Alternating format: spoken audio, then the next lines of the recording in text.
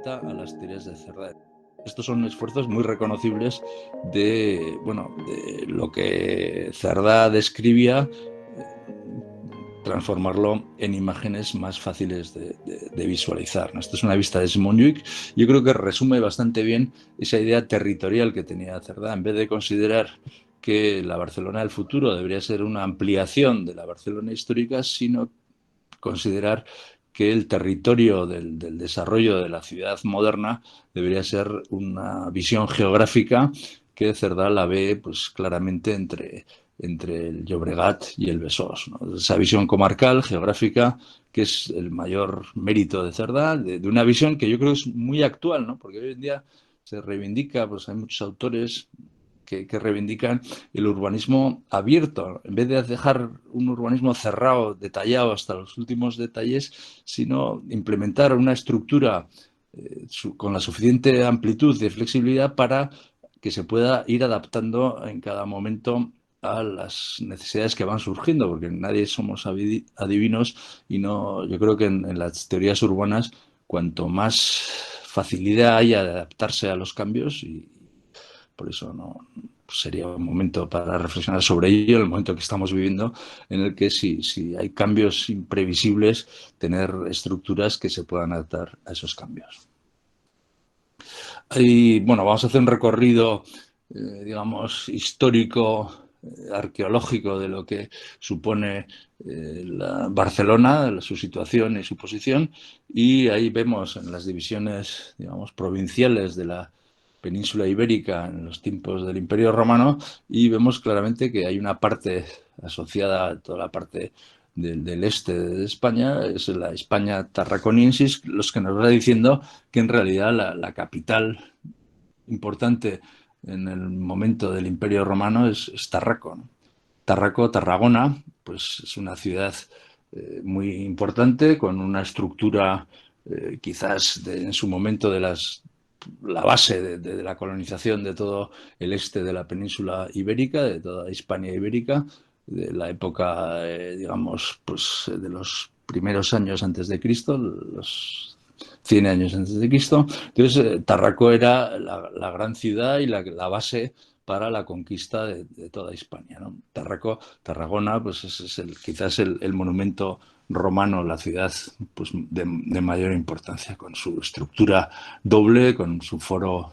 en la parte norte, el foro provincial, y luego toda la parte asociada al puerto, la zona más próxima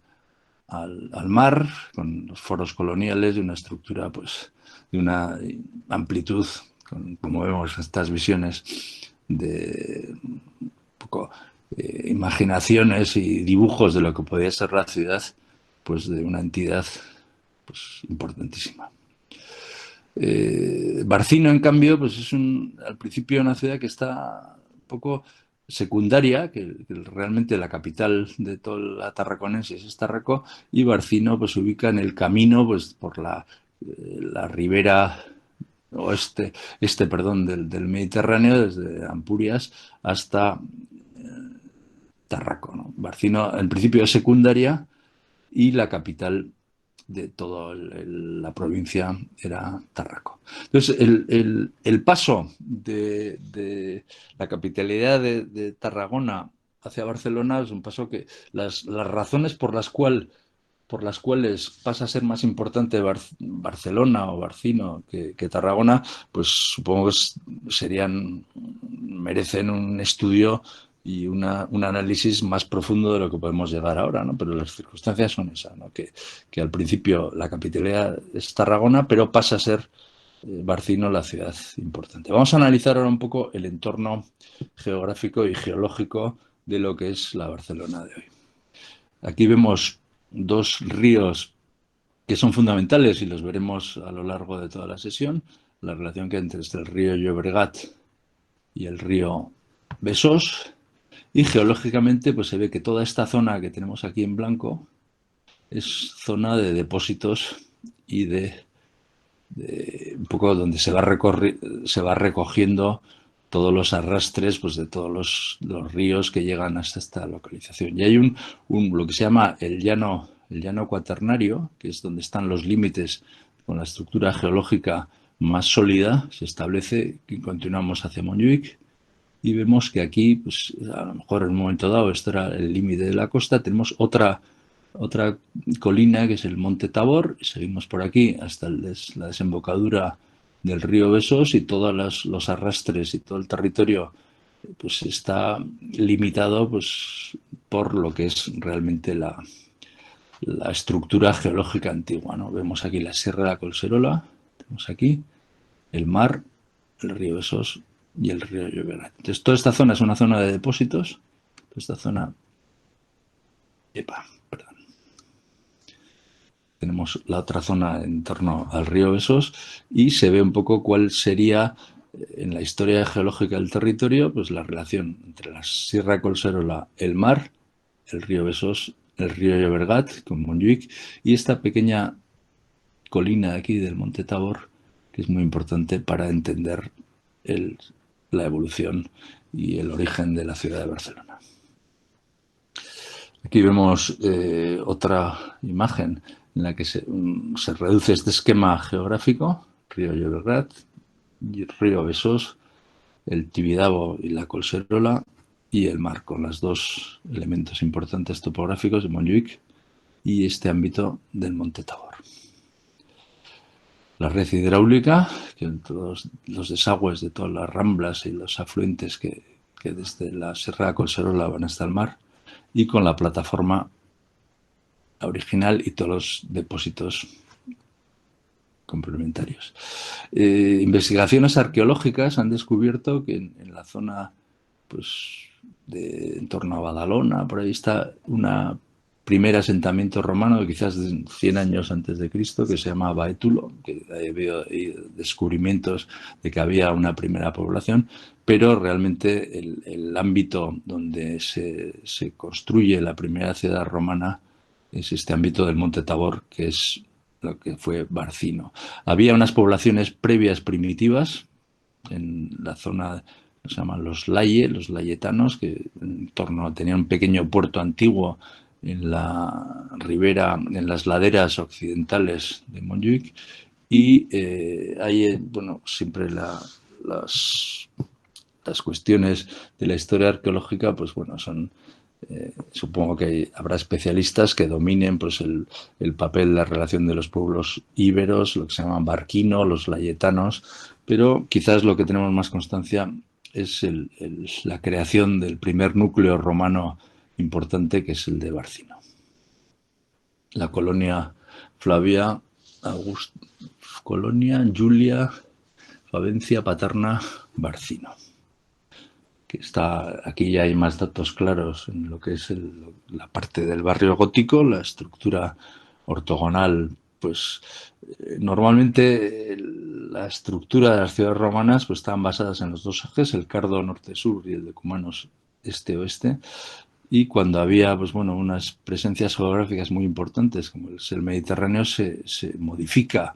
realmente un poco ligeramente la orientación norte-sur y pasa a ser perpendicular hacia el elemento geográfico importante, como es el mar Mediterráneo. En otras ciudades era el río, como el caso de Zaragoza, que también el eje importante es perpendicular al río Ebro, en César Augusta, pero en Barcelona, en Barcino, el eje es perpendicular al mar, ¿no? Que permanece esa estructura de cardo y de decumanos que marcan incluso el centro de la ciudad actual, pues sigue siendo pues donde está la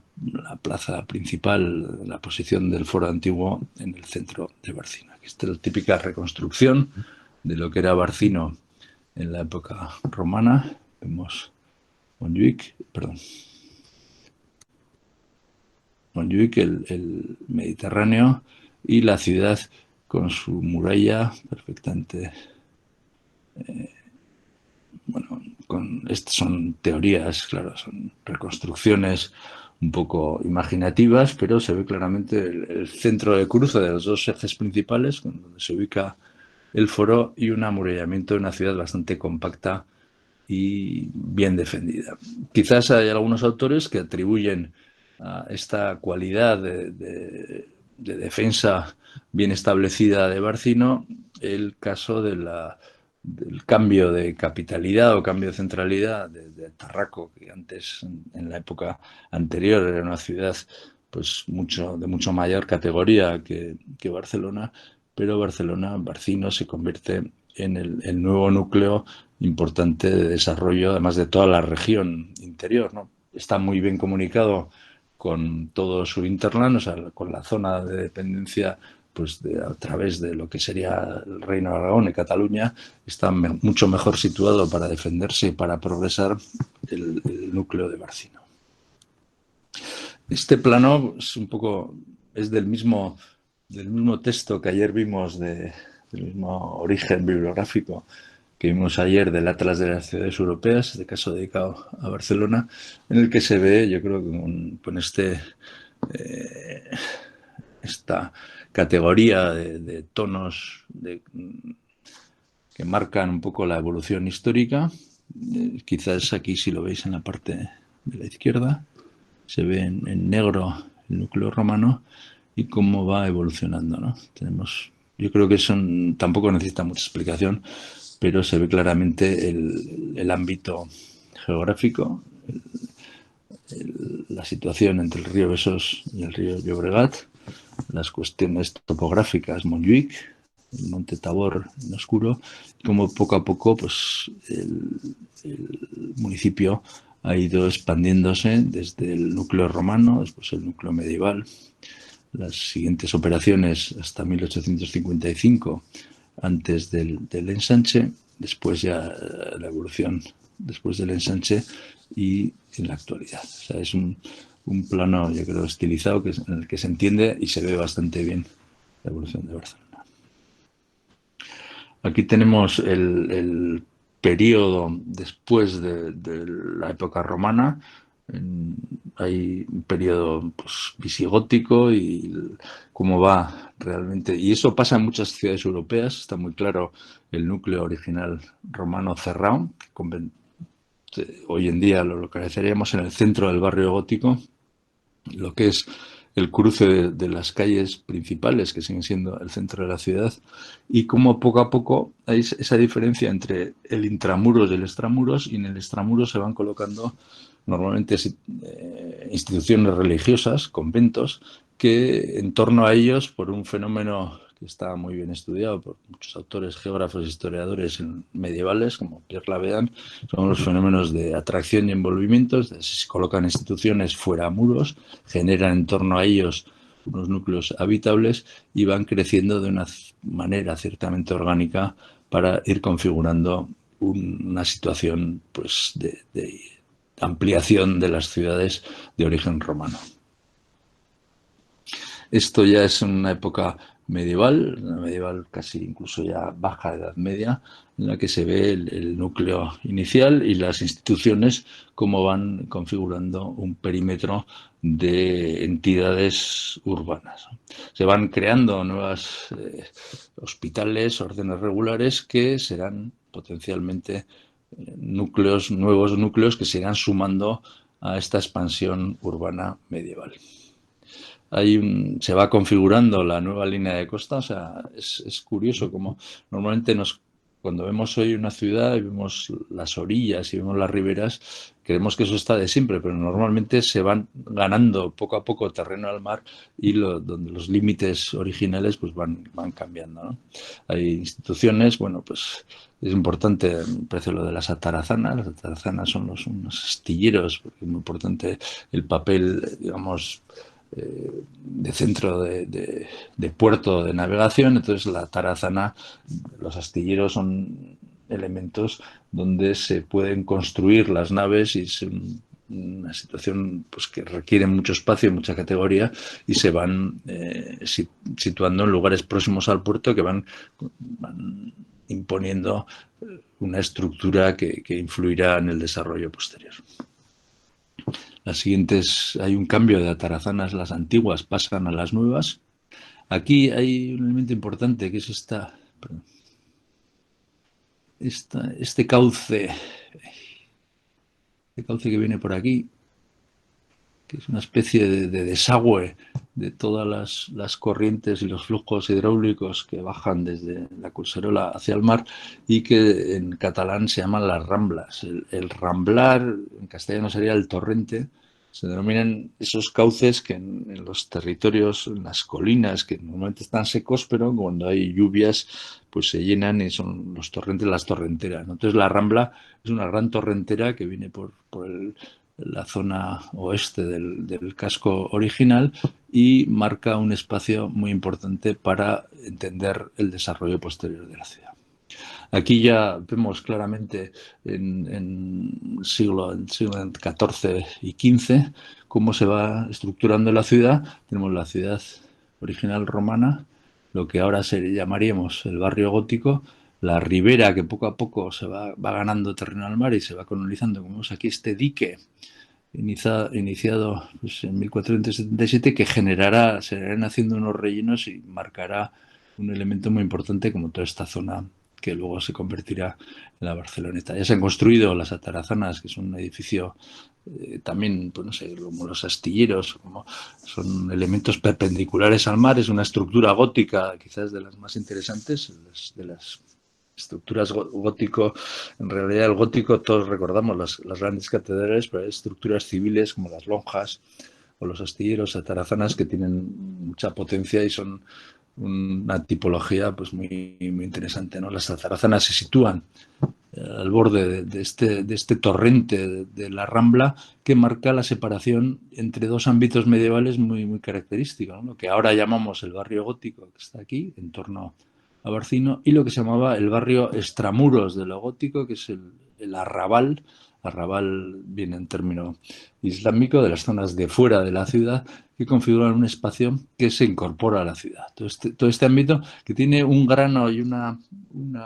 digamos, una parcelación muy distinta, que aquí está mucho más pormenorizada en torno a la ciudad antigua, la ciudad romana y el barrio gótico, y en cambio la zona del Arrabal pues son ámbitos que se organizan en torno a instituciones de acogida, como los grandes hospitales, que son ámbitos con grandes claustros, grandes patios, y hoy en día incluso yo creo que se puede reconocer, si uno realiza un paseo por el barrio gótico, ve que la escala de todo es mucho más estrecho, los callejones casi es muy difícil ver la luz del sol. En cambio pasamos la Rambla, pasamos a la zona del Raval y son una serie de concatenación de espacios abiertos de una escala muy, muy diferente, ¿no? Donde está el Hospital de la Santa Cruz, que ahora es una gran biblioteca, y toda esta serie de conventos y lugares de acogida que dan una estructura que al final configuran el espacio medieval y antiguo de la ciudad, pero creo que es la Rambla explica bastante bien la diferencia entre los dos. Que es un elemento también interesante,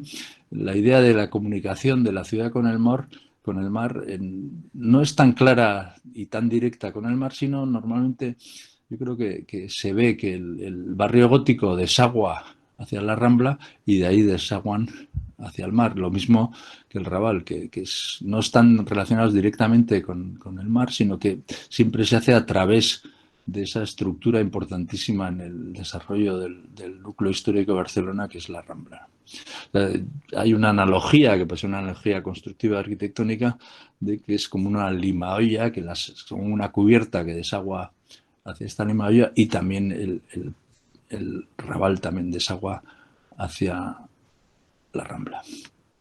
Luego este conjunto urbano se va fortificando. En la época ya empezamos en el Renacimiento, se va fortificando, se va creando, se crea. Si os fijáis cómo vamos cómo vamos ganando terreno al mar, poco a poco. El límite, el anterior, estaba mucho más cerca al núcleo urbano original y poco a poco nos vamos alejando, vamos ganando, y en este terreno que vamos ganando al mar, pues se van construyendo pues, elementos funcionales importantes. El nuevo puerto que se ha ido rellenando, donde luego se reubicará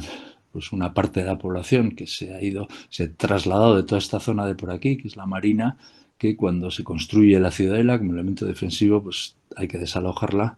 y se reubican en la Barceloneta. Este plano es muy bonito. Ayer vimos el de Hohenlohe, es de Hohenlohe también, del siglo XVI, en el que se ve un poco esa visión de la ciudad. Ya era una ciudad importante. O sea, en la sesión, si alguien está muy interesado en detalles, digamos, eruditos de fechas y de la relación histórica, pues no cabría analizarlo, porque prefiero centrarme en cuestiones de imagen y no tanto en detalles, pero es importante, creo que se ve bastante claro, es una visión desde Montjuic y se ve claramente la diferencia que hay entre el Raval, que es esta zona con grandes espacios abiertos, los conventos, aquí se vería lo que sería la Rambla y detrás la ciudad gótica. Aquí vemos claramente lo que sucede en torno al siglo XVIII, cómo se va estructurando la ciudad, pero sigue siendo evidente la diferencia que hay de grano, de ocupación, de densidad, de relación entre espacio público y espacio construido que hay en la zona del barrio gótico y la zona del Raval. Aquí ya se ha construido la ciudadela para defender, para marcar la situación estratégica mediterránea de Barcelona, y este plano es bonito porque se ve un poco, es un plano de poco del desarrollo histórico, se ve se remarca el núcleo original de Barcino, el barrio gótico, el, la Rambla, el Raval, con esa estructura que insistíamos que en la que predomina mucho más los grandes espacios abiertos, los huertos, los claustros de las instituciones hospitalarias, la presencia de Montjuic, la defensa del castillo de Montjuic que complementa a la ciudadela, y también el desarrollo del nuevo terreno ganado al mar, en el que se ha reubicado toda la gente que vivía en estos ámbitos de las zonas de respeto de la ciudadela, se han trasladado, la zona, gente de la Marina ha sido llevada aquí. O sea que se entiende ahora cuando se han hecho las excavaciones en lo que iba a ser la biblioteca y se ha recuperado todos los trazados históricos de los derribos de la ciudad preexistente a la época de la guerra de los Austrias y los Borbones, pues aparecen aquí porque son un poco la parte de la ciudad que se derriba para permitir esos terrenos de respeto en torno a la ciudadela. La ciudadela no solo se defendía hacia el exterior, bueno, lo hablamos en el caso de Pamplona, no solo hacia el exterior, sino también tiene que generar una zona de respeto respecto al tejido construido de la ciudad. Aquí vemos un poco la estructura de principios del siglo XIX, en el que se ve claramente pues, los tres ámbitos, ¿no? El ámbito del barrio gótico antiguo, de crecimiento y de transformación de la ciudad romana, el eje importante de la Rambla, el barrio del Raval, la Ciudadela y la Barceloneta. Es más claro también. Y en detalle lo mismo que insistíamos, ¿no? La estructura, esta sería un poco la estructura histórica de la Barcelona hasta mediados del siglo XIX. Entonces, el siguiente paso es la necesidad de expansión, ¿no? Porque, claro, esta ciudad pues, va creciendo, va necesitando mayor espacio para el incremento de la población. No se permite, porque claro, situaciones políticas y, bueno, y económicas no permiten una expansión en extensión, y se manifiesta un poco el- el problema que marca desde mediados del siglo XIX hasta nuestros días. Aquí se ven estas imágenes que son pinturas y dibujos realizados desde... Ya no había medios de fotografías y de perspectivas desde la altura, y se realizan, yo creo que subiéndose a globos, subían a globos y marcaban y dibujaban la presencia de la ciudad, y se ve un poco el contraste entre el tejido absolutamente compacto y casi como una extrusión de los planos que hemos ido viendo, la densidad que iba adquiriendo el tejido residencial con la imposibilidad de crecer hacia el exterior, porque claro, todas estas zonas que vemos por aquí son zonas de respeto de las murallas, y estaba todo muy controlado por el ramo de la guerra, por el Ministerio del Ejército, y no eran tan catalogadas como zonas imposibles. Se podían construir elementos totalmente efímeros, ¿no? Se podían construcciones ligeras, pero no se podía, digamos, consolidar nada que impidiese la visión y el control de la cuestión estratégica de las murallas. Y yo creo que este es un plano muy, muy hermoso en el que se ve la parte antigua, el núcleo original, el barrio gótico, la zona del Raval, la Barceloneta, la Ciudadela y las zonas de respeto. Esta imagen es interesante porque se empieza a ver lo que hablamos ayer también, ¿no? El vapor y el humo que marcan la revolución industrial y que pues, el tejido residencial se ve rodeado de elementos, digamos, ya productivos con la nueva revolución tecnológica, con el vapor, la vela, se mantienen todavía pues, estos pesqueros y algunos barcos, pero contrastan con la pujanza de lo que es el vapor. Entonces, estas imágenes de las chimeneas y del vapor es una imagen de progreso que siguen marcando todas estas situaciones, ¿no? Entonces, Barcelona al principio lo que veía como posibilidad de expansión y desde la ciudad se sentía era un ensanche hacia ampliarse hacia los núcleos más próximos de carácter, bueno, que estaban incluidos en el ámbito geográfico, comarca entre el Besós y el Llobregat, pero eran los de mayor entidad, y el de mayor entidad era el núcleo de Sants. Entonces, aquí tenemos la Rambla, vemos por aquí, y se ve siempre que hay una voluntad de lanzar una especie de tentáculo de urbanización hacia, hacia, hacia digamos, el núcleo más próximo, que es Gracia, ¿no? El barrio, bueno, un pueblo de Gracia que estaba incluido en el territorio, y siempre la voluntad de desarrollo era focalizado en ese eje de lo que se conocía como el Paseo de Gracia. Pero siempre con unos límites muy claros, la jurisdicción en el entorno de las murallas hacia Gracia. Hay una primera de desarrollo que se llama para intentar solventar los prejuicios del ramo de la guerra. Pero cuando yo el otro día una temática en la Universidad de Navarra, que Matrix es Matrix, pero no son clases, son como charlas sobre historia, la historia de las ciudades. Perdón, ¿podéis apagar el micrófono? Bueno, pues se ve quizás en esta imagen que tenemos el núcleo histórico y cuáles son digamos, los núcleos urbanos, que está la Barcelona que hemos estado viendo en estas imágenes. Esta Barcelona, y cuáles son los núcleos urbanos que están en el ámbito de influencia geográfica. Entonces, el más próximo y el más,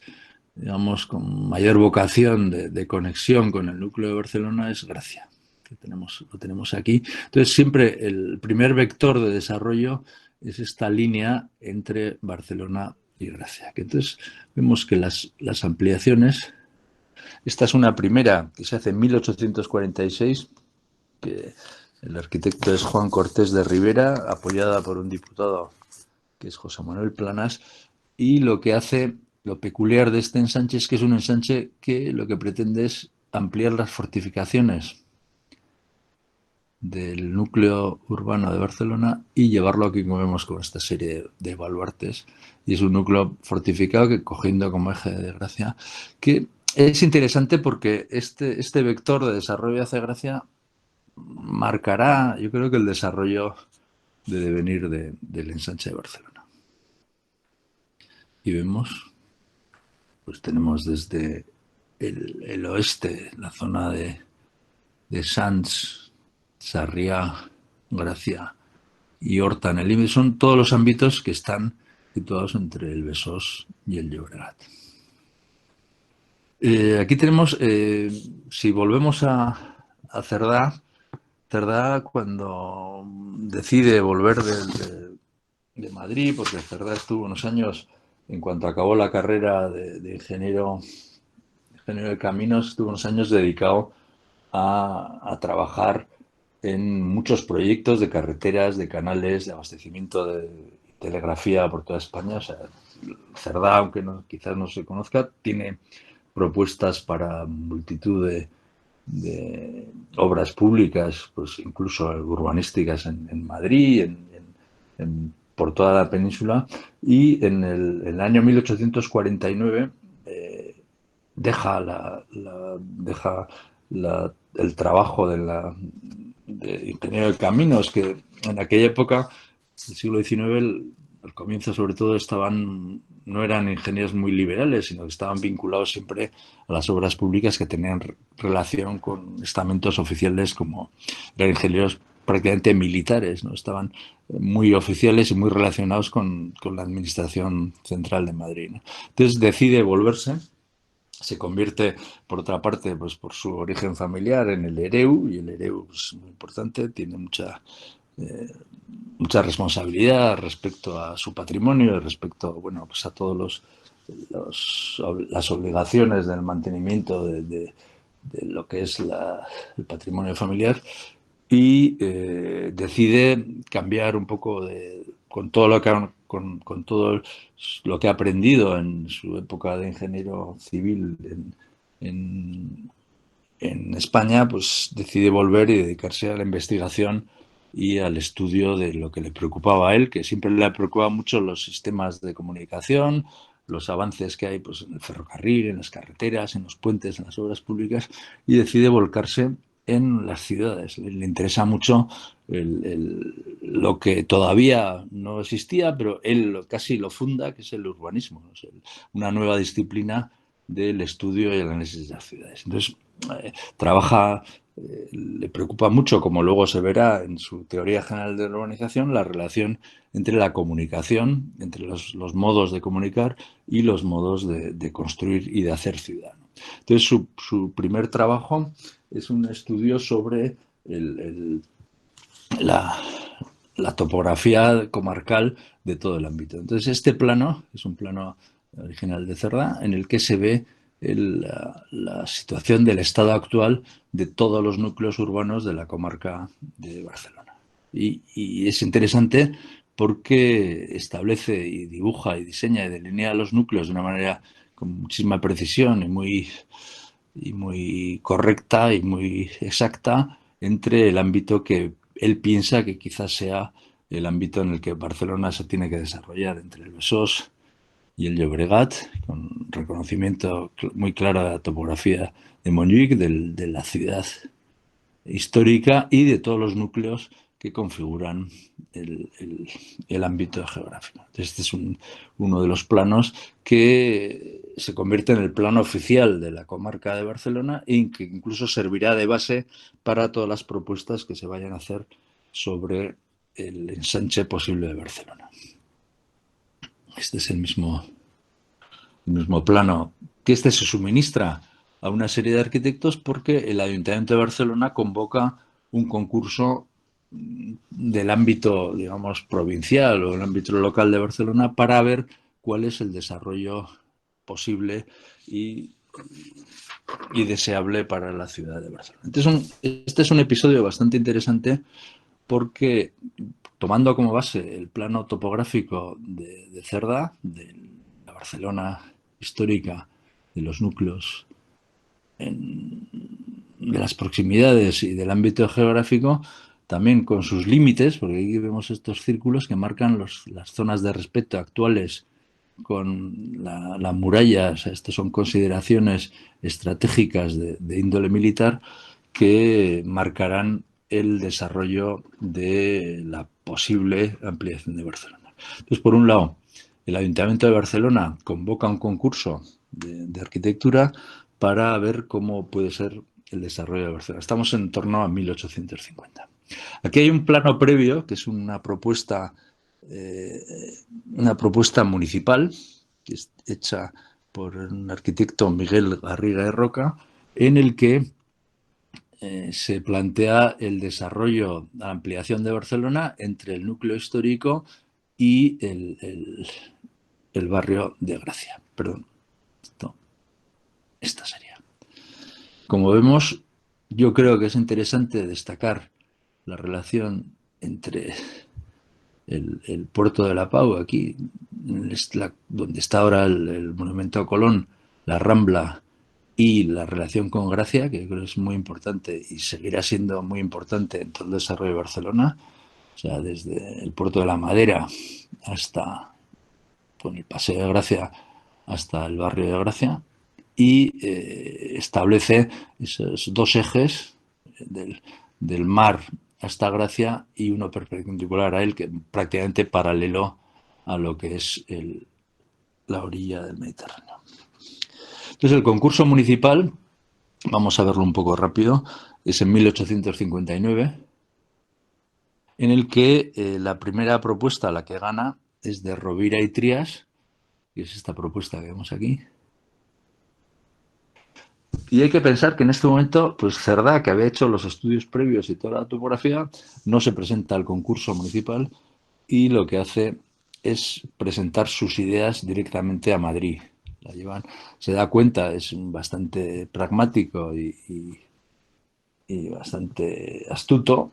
y dice, bueno, pues que tal las circunstancias políticas, pues por mucho que se hable de la autonomía municipal, aquí lo que manda la ampliación de Barcelona es una cuestión de Estado, y donde hay que llevar la propuesta de ampliación no es a Barcelona, sino es a Madrid, al gobierno central, y es la que, con los contactos que tenía por haber sido ingeniero de caminos y con mucha relación con las estructuras políticas de Madrid, pues él trabaja en la presentación del proyecto de Madrid a la vez que hay esta propuesta municipal de Barcelona. Este es el proyecto de Trías, de Rovira de Trías, que es interesante por algunos aspectos que tiene. Sobre todo, yo creo que el reconocimiento de la importancia de este punto de encuentro entre la Rambla, el límite, vamos, exterior, más al norte, bueno, norte-noroeste, de lo que es el ámbito de la ciudad, y cómo establece esa relación con Gracia, y con un gran espacio central de conexión entre ellos. Es curioso también la importancia que se le da a las nuevas dársenas, un poco a la manera que se hace en Marsella, o un poco con influencias también venecianas, de, no digo recuperar los trazados originales de la costa, ¿no?, pero de volver a la línea de mar algo de recorrido marítimo. Se hacen estos tratamientos entre Montjuic, esto sería la zona actual del paralelo, este ámbito, de hacer unas dársenas para reconocer al mar un poco algo de lo que se le había quitado, ¿no? Quizás Rovira lo que hace es mantener la importancia y la centralidad del núcleo histórico y plantear un desarrollo radial en todas las direcciones del ámbito, o sea, cogiendo el ámbito central del casco antiguo y lanzar radiales con el eje principal hacia Gracia, y coger sectores un poco a la manera barroca, tipo, pues no sé, Fontana en Roma, o propuestas como la de Wren en Londres, ¿no? Lo que le da quizás la dificultad es que la irregularidad de las parcelas pues no las hace pues menos flexible para adaptación de nuevas tipologías, pero yo creo que es muy interesante el reconocimiento de este lugar como encuentro importante para el desarrollo de la ciudad. El segundo premio, el Accessit, es de un ingeniero, Soler Gloria, que plantea un desarrollo pues también con una nueva dársena, una área marsellesa entre Montjuic y el casco antiguo, y quizás con mayor conflicto en el encuentro hacia Gracia, que se hace un poco más tortuoso, y bueno, quizás reconoce la importancia posterior que pueden tener toda la zona del Llobregat, y también pues lanza una extensión en la cual quizás las manzanas están menos definidas, no hay un estudio tipológico de las manzanas, pero bueno, siempre esta idea del puerto y de la dársena, darle la vuelta al recuperar el terreno al mar, pues son interesantes. Otro accessit también, bueno, aquí vemos un poco el detalle de esta idea de rodear. Quizás Marsella puede influirles. Aquí planteaba una serie de aperturas bastante radicales, unos desventramentos como pues en diagonal, quizás demasiado doloroso para lo que es todo el barrio gótico, marcar esa diagonal de ruptura, pero bueno, y tampoco define claramente cuál es el encuentro con el Paseo de Gracia. Otro accessit, este es de un maestro de obras, Fonseré Mestres, lo que sería ahora un aparejador, y lo que destaca de esta propuesta, pues el simbolismo que tiene, ¿no? O sea, quizás un exceso gráfico, lanza una especie de tentáculos para ir recogiendo todos los... Esto es lo que es curioso, cómo intenta, con el desarrollo de Barcelona, intenta abrazar los núcleos persistentes con este elemento de aquí, cómo rodea Gracia, pero quizás llevándolo, yo creo que hay un exceso un poco de formalismo en la definición urbanística, ¿no? Llegando al extremo del simbolismo de crear aquí una plaza con las 4 barras y aquí otra plaza con el escudo de Barcelona, que son bastante curiosas, ¿no? Como la propia ciudad pues puede llegar a ese grado de simbolismo. Aquí vemos también este tercer premio, yo creo que acierta en la definición de ese espacio de transición entre la Rambla y el paseo de Gracia, que luego comunica con la ciudad, pero realmente lo que se ve es que le falta la regularidad, o sea, es un trazado en el que cada manzana es distinta de la otra y para un desarrollo urbano en el que se busque una cierta equidad y un cierto equilibrio y unas ciertas posibilidades de una distribución de las plusvalías y las capacidades de construcción, pues son bastante difíciles. Si nos fijamos, las manzanas son absolutamente peculiares todas, ¿no? No hay ninguna regularidad. Y a la vez, Cerdá en Barcelona presenta su proyecto de ensanche, en el cual lo más destacable es esa consideración de la ampliación de la ciudad no como algo en torno al núcleo antiguo, sino la consideración geográfica de lo que hay que establecer son unas directrices de formalización urbana que vayan pues desde el Besós hasta el Llobregat y en las que la parte antigua no sea el centro, sino sea una parte de una estructura abierta y con posibilidades. Esto yo no sé si lo pensaban en su momento, pero creo que es muy destacable, ¿no? La idea de hacer un trazado general en el que tengas mucha consideración en la vialidad,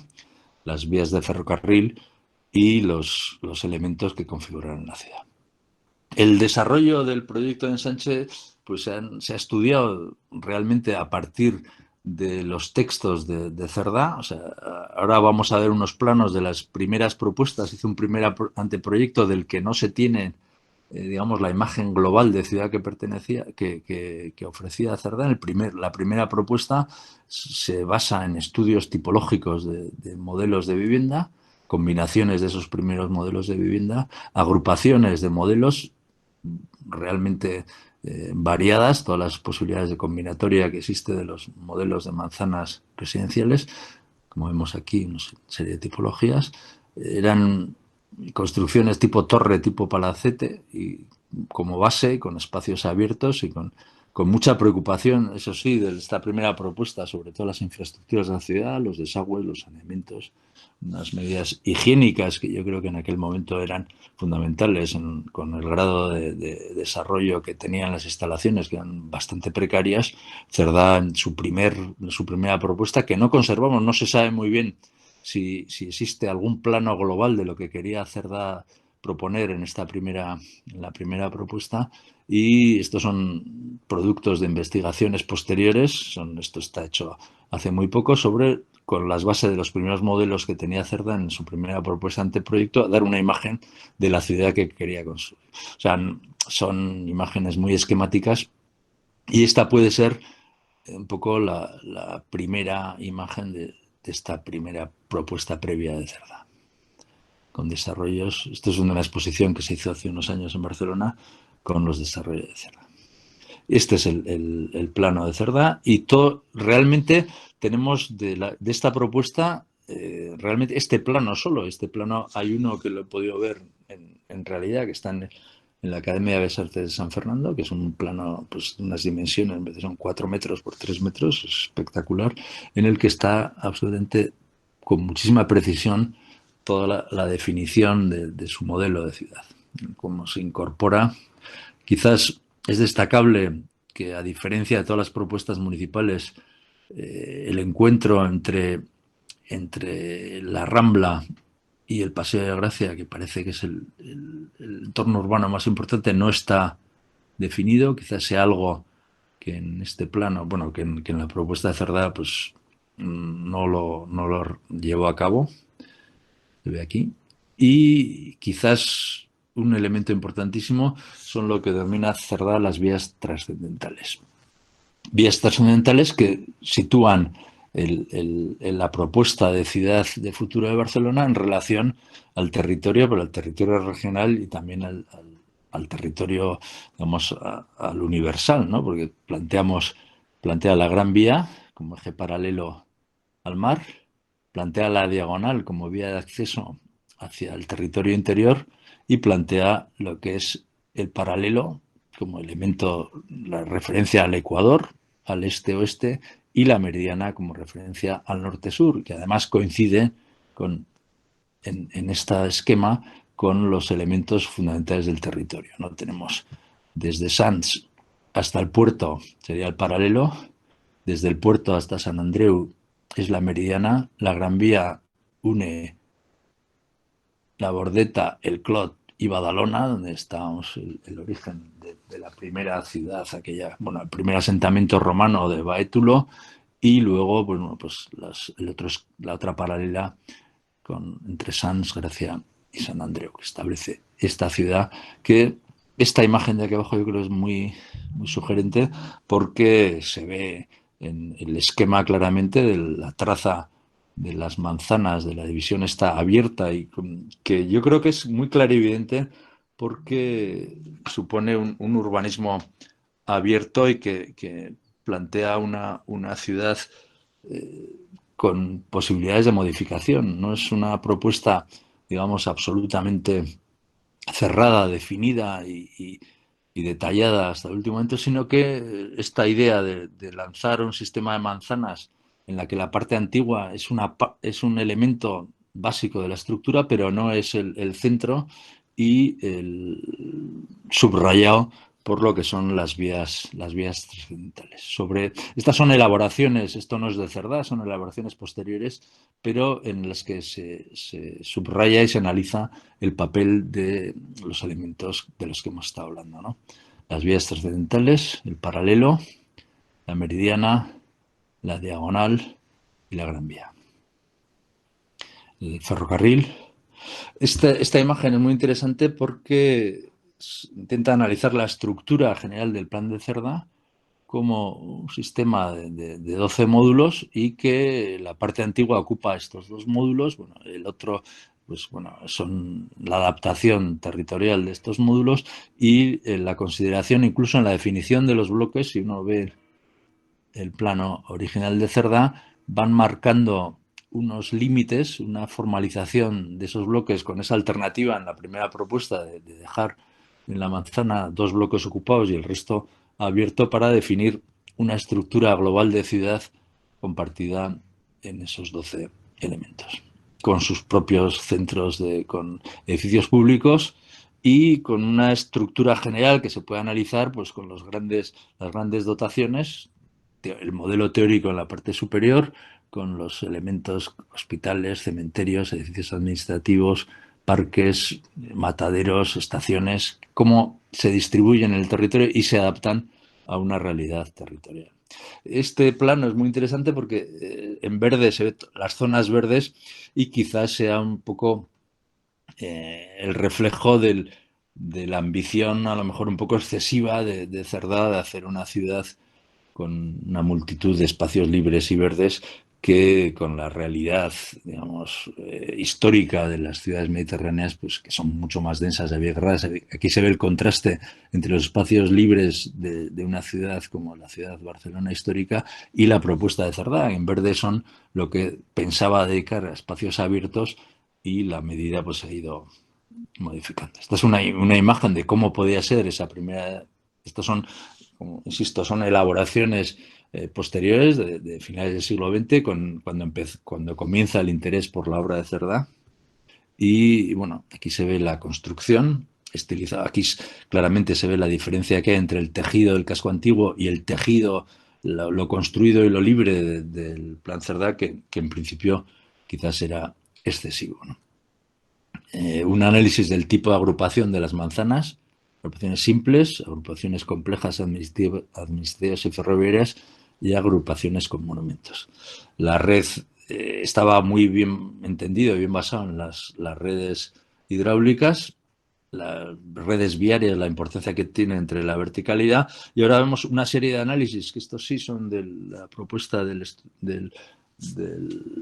la teoría general de la urbanización, sobre las ventajas que tiene el tipo de agrupación ortogonal como es el que propugna, ¿no? De los cruces. Entonces aquí hay que destacar que con una serie de elaboraciones casi ingenieriles de visibilidades llega a la conclusión de que la mejor solución para los cruces de calles es este cruce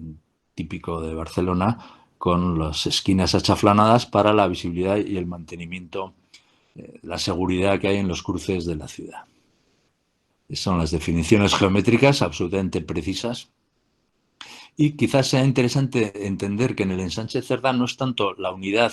no es tanto la de la manzana, que es una manzana de unos 110 metros por 110 construidos, sino que la unidad se puede entender como los cruces. El cruce se convierte en el argumento de desarrollo de la propuesta de Cerdá. Porque el cruce lo configura, al configurarlo con estos chaflanes que son de cerca de 20 metros, de 19,80 metros, se configura un espacio libre de 40 por 40 metros que se convierte quizás en la unidad, lo que llaman encrucijadas, que lo llama como los remansos de los ríos, los lugares en los que la ciudad puede, la actividad de circulación se puede remansar y pueden convertirse, es una novedad, en cambio, no verlo construido la calle y la plaza, sino ver un análisis casi geométrico de los espacios libres de la ciudad y considerar que estos espacios centrales, estas unidades de 40 por 40 metros, sean el núcleo del espacio público de la ciudad. Y que puede ser habitado y construido de maneras muy distintas, ¿no? Con fórmulas, 4 kioscos, un kiosco central, elementos de apoyo de la ciudad y que configuran la ciudad. Estas son las definiciones geométricas muy precisas de la ciudad y las variantes que nos va ofreciendo en esta primera propuesta. Siempre con un predominio, como vemos, de grandes espacios públicos, perdón, grandes espacios libres sin construir, y construcciones pues, de bloques paralelos en L, configurando distintos espacios de la ciudad. Y se ve cómo sería la construcción de esos espacios y la realidad, con distintos elementos de cómo es su propuesta. Aquí ya ha ido corrigiendo en los años posteriores, el modelo inicial se va corrigiendo, densificando y ocupando un poco más, haciendo manzanas, no solo, ya quedan pocas manzanas en esta propuesta que tengan solo 2 bloques construidos, ya van apareciendo bloques construidos en los 4 lados y sobre todo establece una serie de manzanas pues en donde está hoy en día la calle Aragón, que les llama las manzanas ferroviarias, con una estructura bastante visionaria de ciudad en niveles, apoyándose en los sistemas de ferrocarril, construyendo, ampliando más, creando una especie de ciudad industrial en el centro de la ciudad del ensanche, que serían estas, les llama las manzanas complejas ferroviarias. Son estas de aquí, en las que ofrece una tipología, pues, distintos niveles, con una construcción en plantas bajas, plantas subterráneas industriales, con grandes almacenes de las que queda este resto. Esto es una imagen de la calle Aragón, donde pasaba el ferrocarril, y que si nos fijamos ahora en la calle Aragón es más extensa y diferente de las actuales, porque llevaba esta consideración de manzana ferroviaria diferente. Poco a poco se van haciendo más complejas la ocupación de las manzanas y se va densificando la ciudad, ocupando pues los sistemas de comunicación, los sistemas de desagües, la red viaria, la red ferroviaria. Ya, insisto, estas son elaboraciones sobre lo que estaba incluido en las distintas propuestas de Cerdá. Luego Cerdá desarrolla, como curiosidad, como inmobiliario, se hace, digamos, titular y crea esta oficina, esta empresa del fomento del ensanche de Barcelona, y construye una propuesta de residencia en la que tiene 3 partes de la manzana construidas y un elemento casi como de viviendas adosadas, pequeño conjunto, urbanización unifamiliar. Parece ser que como arquitecto o como llevando hasta el detalle la construcción de Cerdá, en este encuentro de calle de Lauria y Consejo del Cinto, estas manzanas están construidas por él. Se ve que es una propuesta absolutamente convencional, porque Cerdá pensaba que lo importante del trazado, de la urbanización de la ciudad, es el trazado, la formalización de unas normativas, y luego los sistemas de construcción lógicos y admisibles serían los que darían la imagen construida de la ciudad, en una ciudad relativamente regular, sencilla, económica, en la que la tipología viene a resolver los problemas de construcción con los sistemas que existían en aquel momento, ¿no? Muros de carga, ventanas estrechas y alargadas, y una formalización muy coherente y repetitiva, ¿no? Con unas definiciones de parte de encuentro con el suelo, un trazado regular y repetitivo, con esa búsqueda. Yo creo que Cerdá tenía un fondo social de dar ciudad igualitaria, todas las manzanas iguales, todas las fachadas iguales, y lo importante era pues la calidad y la higiene y las bondades residenciales para el mayor número de personas. Entonces no le preocupaba tanto la individualidad de la construcción de cada una de las viviendas, sino la regularidad y la calidad del conjunto. Su serie de definición muy precisa de las manzanas, y que se ve un poco sus primeras propuestas, cómo se podrían llegar a configurar.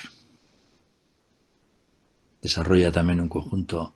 de manzanas con una definición constructiva precisa.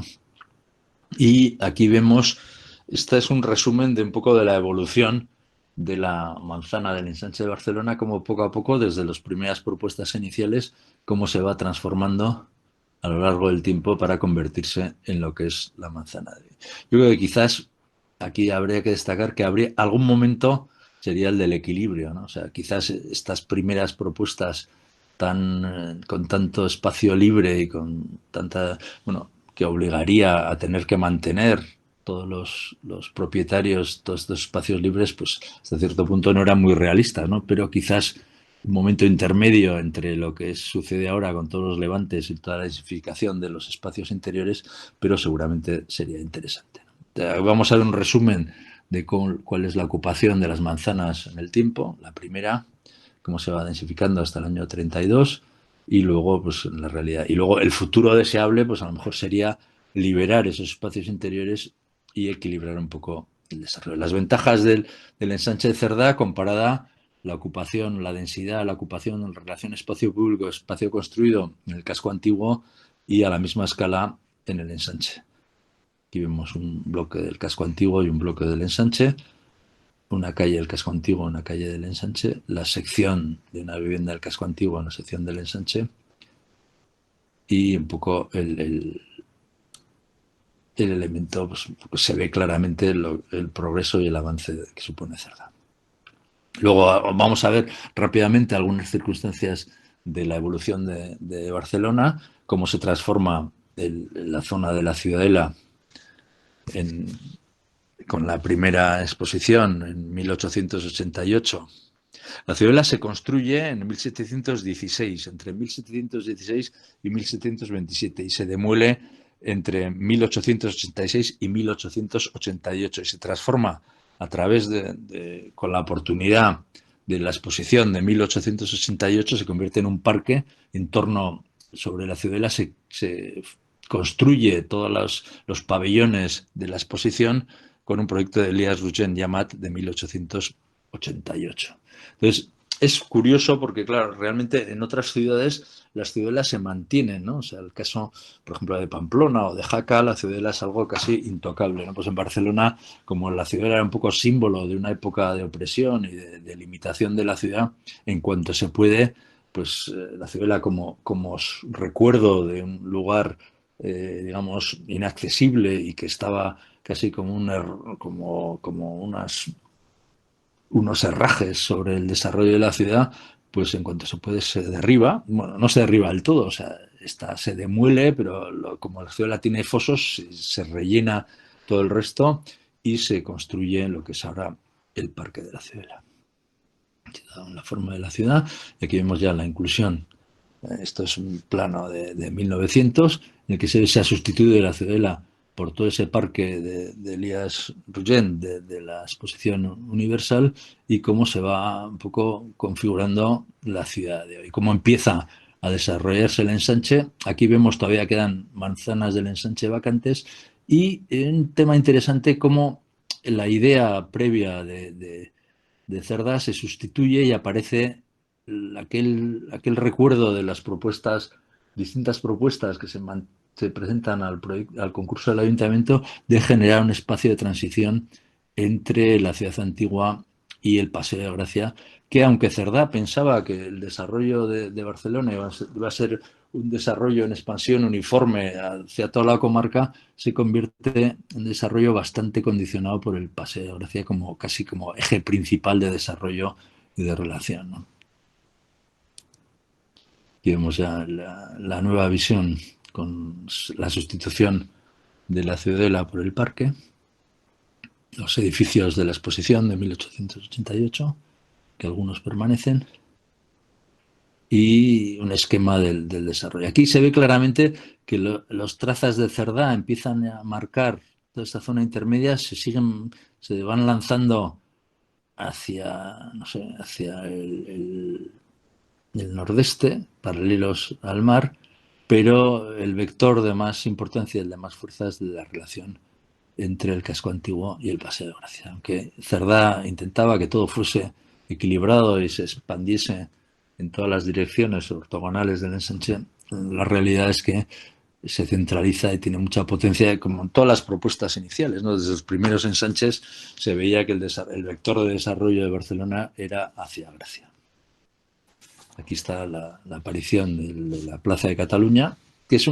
he comparado alguna vez con la posición de la Plaza del Castillo en Pamplona, ¿no? Que es un poco el eje, aunque el ensanche de Esparza pretendía también un desarrollo equilibrado en todo el ámbito, al final Carlos III acaba siendo el vector, y aquí en Barcelona es el Paseo de Gracia. Distintas imágenes de cómo se va formalizando, imágenes de la construcción típica, la tipología de la manzana del ensanche, con una vivienda burguesa habitual, en la que destaca sobre todo la relación, la dualidad que existe entre la zona de la vivienda que da a la calle exterior, que es regular, seria, y muy, pues, los salones digamos, la parte más pública de la ciudad, y el contraste con el interior de las galerías, de la zona doméstica, los comedores, los dormitorios, que ofrecen los salones hacia la calle,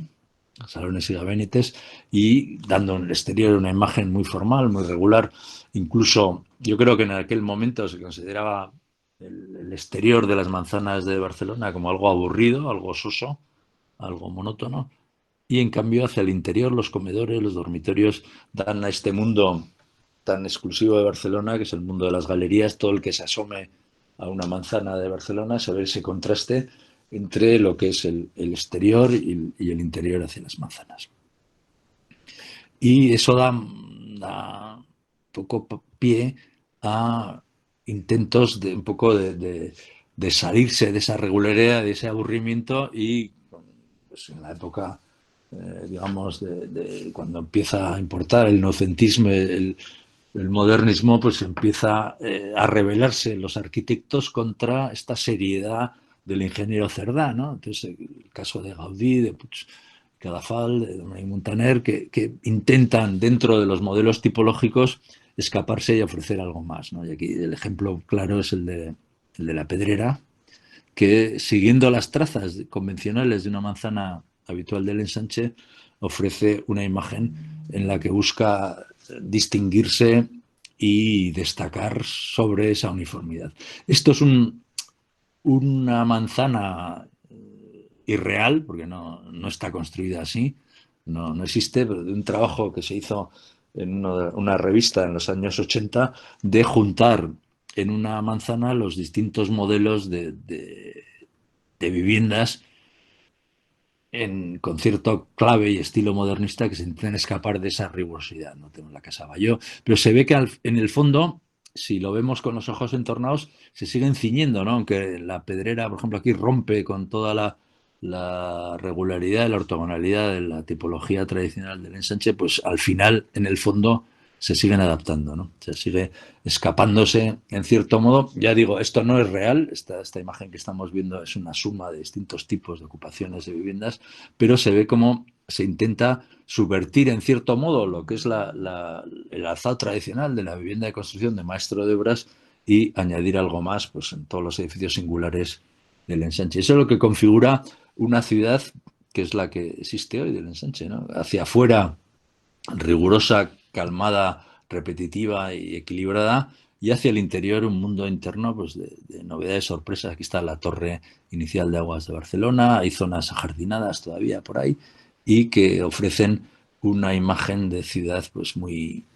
peculiar y única, ¿no? Con alternativas, incluso como viviendas adosadas residenciales, como está en el pasaje Permanyer, que es curioso, o sea, que la manzana, esto que hablábamos antes del planeamiento abierto, que yo creo es muy deseable, que Cerdá, sin proponérselo, lo hace, o sea, con esa traza de manzanas y de vías trascendentales, permite que la ciudad se desarrolle un poco de muy distintas maneras, desde viviendas unifamiliares, como son estas. Esto sigo insistiendo, esto es un trabajo académico en el que se ven las distintas posibilidades que ofrece una manzana como la de Cerdá, desde viviendas unifamiliares adosadas hasta un modelo de ciudad-jardín, como los monumentos, distintos edificios cívicos, desde teatros, iglesias, bibliotecas, se pueden adaptar a ese modelo, como un mercado, como ejemplo de San Antonio, se puede adaptar al mismo modelo, como incluso Gaudí, que quizás es de los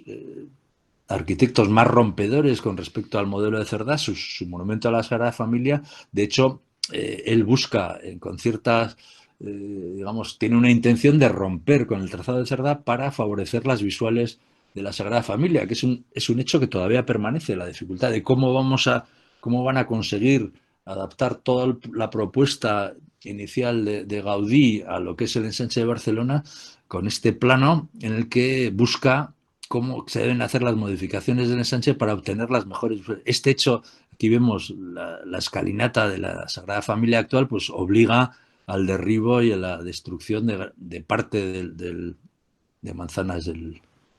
Esto es un poco lo que se pretende, las aperturas que se pretenden. Algunas se ha hecho, como esta avenida diagonal de Gaudí, pero claro, aquí tiene el conflicto para poder ampliar, que es un poco tema. No quiero entrar en calificaciones de lo que se están haciendo ahora en la Sagrada Familia, pero se ve un poco una cierta problemática candente. También el plan de Cerdá admite la unidad de varias manzanas, como en este caso la de la universidad, que se unifican dos manzanas para establecer, pues, un edificio tipológicamente ortodoxo para una entidad como la universidad, pero que necesita mayor anchura, y se configura cómo, uniendo cuatro manzanas, se puede hacer una gran factoría o un matadero, o distintos ejemplos de arquitecturas, incluso modelos de arquitecturas importados de Estados Unidos. Pues se puede ubicar un rascacielos, que en algún caso se ha ubicado Torre Urquinaona, por ejemplo, y varias torres. Aquí, en 1905, hay una propuesta de Josely, de, digamos, realizar una serie de aperturas para romper la uniformidad de aquella parte de Barcelona que no estaba desarrollada, ¿no? O sea, que sí estaba muy desarrollado toda la zona del Paseo de Gracia y el entorno, lo que es el Cuadrado de Oro, todo lo que se llama, todas estas zonas próximas a la parte antigua, todavía quedaban restos de ciudad, entonces propone una alternativa casi barroca, ¿no? De cortar y de diferenciar, pero gracias a Dios pues no se llevó a cabo. Este es el desarrollo que se ha ido haciendo, estos son los años 50, como poco a poco va construyéndose la ciudad, va extendiéndose paralelo al mar, se ve todavía hay manzanas en las que se combinan. En teoría el plan, el ensanche debería llegar hasta el Besós, pero poco a poco va avanzando. Se ve que, bueno, por necesidades, digamos, de infraestructuras, pues hay zonas más difíciles de engarzar con el plan de Cerdá. Y otra exposición importante es la de 1929, que resuelve la zona entre la Plaza de España y Montjuïc, bueno, con episodios tan importantes como el pabellón de Barcelona y cómo poco a poco se va estabilizando la ciudad. Aquí ya vemos, yo creo que esto ya es un plano casi actual, porque ya está reconocido pues, las intervenciones de la Villa Olímpica, y unas imágenes para ver la fuerza que tiene el esquema de Cerdá, ¿no? Cómo se configura, cómo se puede entender la ciudad, un análisis morfológico y la fuerza de la presencia de las ideas de Cerdá. Consideración territorial, ya damos el salto hacia el otro lado, hacia el Vallés, a la Cerdañola, y bueno, diversas imágenes de la fuerza del plan de ensanche, aquí en la zona que entra con Gracia. Comparación de tejidos a la misma escala entre Barcelona y París, Barcelona y Venecia, y un poco los temas pendientes que se han ido resolviendo poco a poco, ¿no? El acabado de la diagonal hacia el mar, tema por resolver todavía, y la fuerza de las ideas de Cerdá, cómo se entienden a cualquier nivel que veamos, de esquemas, de planos, vistas de satélite, del gran Don Ildefonso, su teoría, que bueno, quizás una de los problemas que ha tenido Cerdá y porque no se ha considerado en la historia del urbanismo era porque su teoría general de la organización es un texto escrito, literario, con muchas estadísticas, muchos cuadros, una prosa bastante difícil de seguir porque es muy compleja y muy repetitiva. Y la parte práctica, o sea, los planos y un poco digamos, la práctica de su teoría no están más que en la construcción, en el proyecto de Barcelona. O sea, cuando se ha ido conociendo Barcelona y se han visto sus cualidades y sus ventajas, pues se ha apreciado Cerdá, pero como teoría era una teoría bastante difícil de captar, ¿no? Tenían determinaciones de alturas, estadísticas, muchos datos, cómo clasificaban todas las viviendas. Es un análisis muy interesante. Quizás este lema es muy interesante, independencia del individuo en el hogar, independencia del hogar en la urbe, independencia de los diversos géneros de movimiento en la vía urbana. Rurizad lo urbano, urbanizad lo rural, ¿no? Esta idea de llegar aquí, esta imagen de Barcelona, se ve como la presencia de Cerdá a distintas escalas, ¿no? La diagonal, paralela, meridiana, la Gran Vía, y luego llegando hasta el tipo de la vivienda, ¿no? Para terminar, la Barcelona, quizás episodios importantes a partir de los años 80, como las primeras en las que se convierte Barcelona casi en un modelo de hacer ciudad para toda Europa y para todo el mundo, las intervenciones que se hacen en los años 80, que son intervenciones puntuales en la ciudad, desde la zona del paseo, toda la zona del contacto con el mar, cómo se modifica este vial tan tremendo con casi 9 o 10 carriles, cómo se modifica, se convierte en un espacio público. Las intervenciones en el casco antiguo, del liceo hasta el seminario, hasta la universidad, cómo se hacen distintas propuestas de tejido. Este es un plano de Clotet Tusquets, que se basa en un dibujo muy preciso de la situación actual, de cómo están todos los ámbitos de la zona del Raval, mercado de la Boquería, toda la zona del patio de las Donas, todo este ámbito, que al final pues darán posibilidad de la creación de proyectos como el Museo de Arte Contemporáneo, al lado del centro de la ciudad, o las intervenciones casi de tejido muy minucioso para dar espacios de expansión en el barrio de Gracia, que era un barrio muy tupido, no tenía espacios públicos, y cómo se hacen modelos de intervenciones muy menudas, con unos cambios de pavimento, cómo se sustituye a lo mejor un rincón con 4 parterres, se convierte en un modelo de intervención urbana, o también bastante polémico las nuevas plazas duras, como quizás el modelo fundamental sea la Plaza de Sants, de Piñón y Viaplana con Enrique Miralles, en el que para entenderlo hay que ver un poco el sustrato de esto, ¿no? Esto se ve en diagrama, y es una estación de ferrocarril que está debajo, tiene muy poco espacio para, digamos, plantar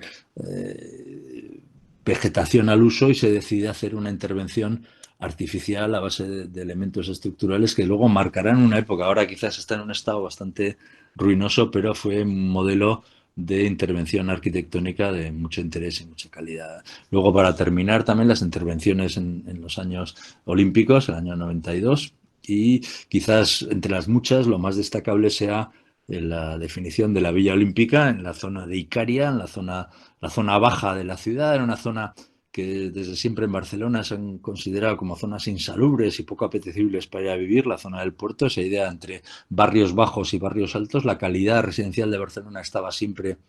en la zona alta, acercándose a Pedralbes, hacia arriba, por cuestiones, pues no sé, de higiene, de ventilación o de proximidad a entornos conflictivos, como puede ser el puerto. Entonces,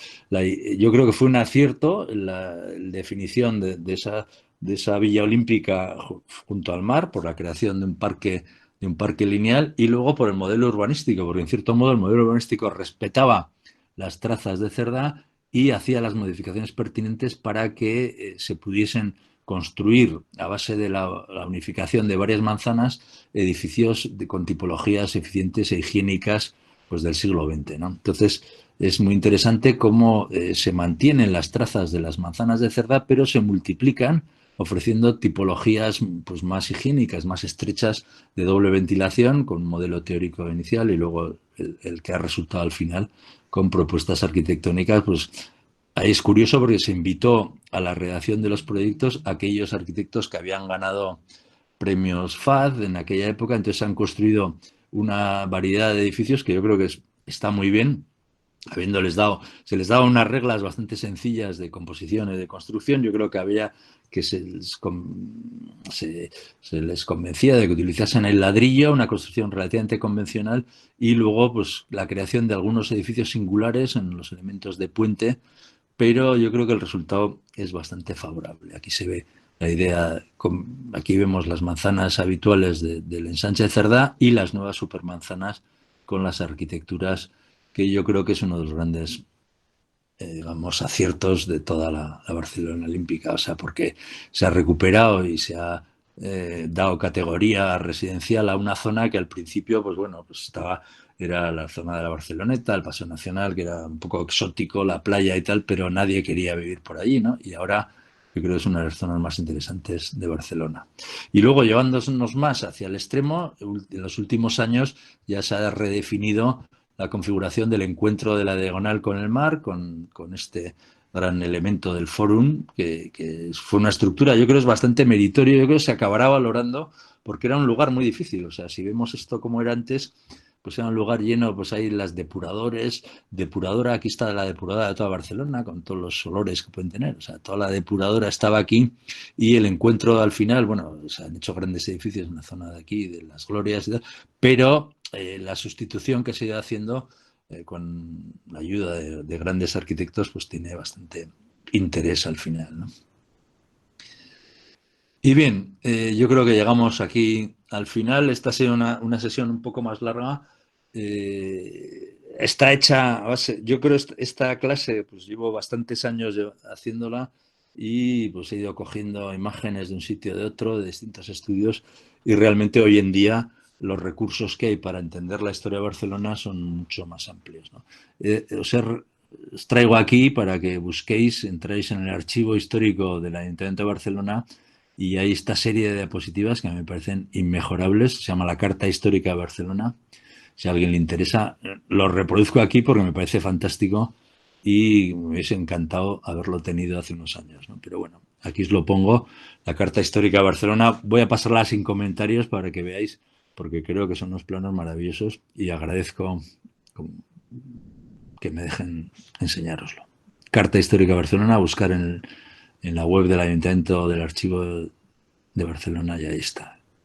Están las cosas mucho mejor dichas de las que he hecho yo, pero bueno, aquí lo tenéis. Besós Llobregat, Montjuïc, Báitulo, la primera localización de lo que es ahora Badalona, el camino, Barcino, cómo van apareciendo los caminos, cómo se va configurando, cómo va creciendo, cómo va la época del desarrollo exterior del núcleo inicial, Baja Edad Media, cómo se va configurando la ciudad, la aparición del Raval, se va ampliando hacia el puerto, cómo va fortificándose, aparición, cómo se va ganando terreno al mar, la ciudadela. Aquí vais viendo el desarrollo de la ciudad hasta nuestros días. Pues bueno, disculpadme por la longitud, espero que os haya gustado y que tengáis